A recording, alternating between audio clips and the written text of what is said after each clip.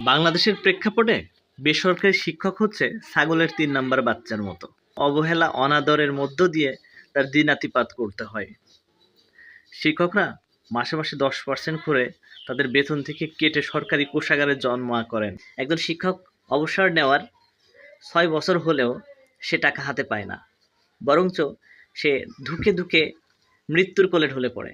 অনেক শিক্ষক আছে তারা জীবিত থাকতে সে টাকা ভোগ করতে পারেননি, এমনকি সেই টাকা পাওয়ার জন্য, অর্থাৎ নিজের জমানো টাকা যেটা সরকারকে ব্যবসা করতে দিয়েছে বা সরকার সেটা তার সিস্টেমের মধ্য দিয়ে গ্রাস করেছে, সেই টাকা তিনি পাওয়ার জন্য দাঁড়ে দাঁড়ে ঘুরে বেড়ান, লাঞ্ছনার শিকার হন।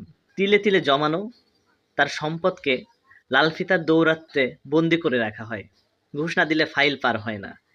তাই একজন শিক্ষকের দুর্দশাও শেষ হয় না। এই টাকা শিক্ষকের নিজস্ব, তার অধিকার।